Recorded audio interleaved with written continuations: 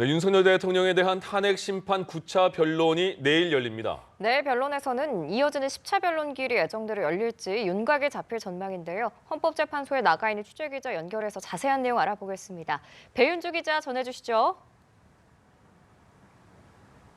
네, 윤 대통령에 대한 탄핵 심판이 막바지로 향하고 있는 가운데 예정대로 진행된다면 이번 주가 마지막 분기점입니다.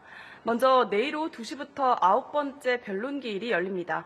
윤 대통령 측과 국회 측이 각각 2시간 동안 동영상 증거를 재생하고 서면 증거의 요지를 정리해 설명할 예정입니다.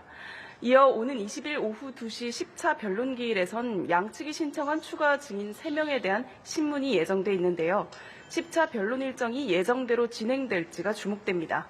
윤 대통령 측은 지난 14일 형사재판과 탄핵심판 일정이 겹친다며 방어권 보장을 위해 헌재에 기일을 미뤄달라는 기일 변경 신청서를 제출했습니다. 탄핵심판에 앞서 같은 날 오전 10시부터 윤 대통령의 내란 혐의 첫 공판 준비 기일과 구속 취소 신문이 예정돼 있기 때문입니다. 이에 국회 측은 이튿날 즉시 기일을 그대로 유지해달라는 의견서를 냈습니다. 기일이 오전, 오후로 나눠 진행돼 출석에 문제가 없을 거라며 예정대로 진행하는 게 바람직하다는 주장입니다. 헌재는 아직 기일 변경에 대한 결론을 내리지 않은 가운데 재판관 평의를 거쳐 내일 변론에서 발표할 가능성이 있습니다. 윤 대통령이 내일도 출석할지가 관심사인 가운데 헌재 관계자는 피청구인은 출석 의무가 없는 만큼 윤 대통령의 출석 여부가 기일 연기 결정에 영향을 주진 않을 거라고 덧붙였습니다. 기일이 예정대로 열린다면 윤 대통령 측이 신청한 한덕수 국무총리, 홍장원 전 국정원 1차장, 그리고 양측이 신청한 조지호 경찰청장이 차례로 증인대에 설 전망입니다.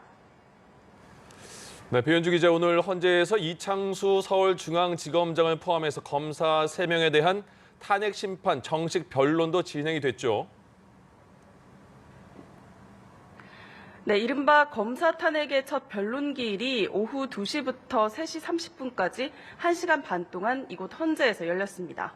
이창수 서울중앙지검장과 조상원 4차장, 최재훈 반부패 2부장 등 검사 3명은 김건희 여사의 도이치모터스 주가 조작 연루 의혹을 제대로 수사하지 않았다는 이유로 탄핵 소추됐는데요.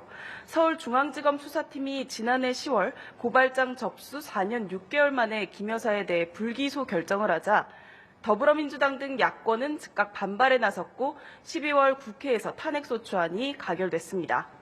국회 측은 도이치모터스 사건 관련 대부분 범죄자들은 철저한 수사를 거쳐 유죄 판결을 받았는데 김 여사에 대해선 단순 방문 조사만 이뤄져 사실상 검찰의 직무유기에 해당한다며 파면을 주장했습니다. 이에 이 검사장 측은 전직 영부인을 서면 조사한 사례에 비춰보면 대통령 영부인에 대한 대면 조사는 그 자체로 높이 평가할 만한 수사라며 이 사건은 탄핵소추권이 정치적으로 남용된 사례라고 주장했습니다.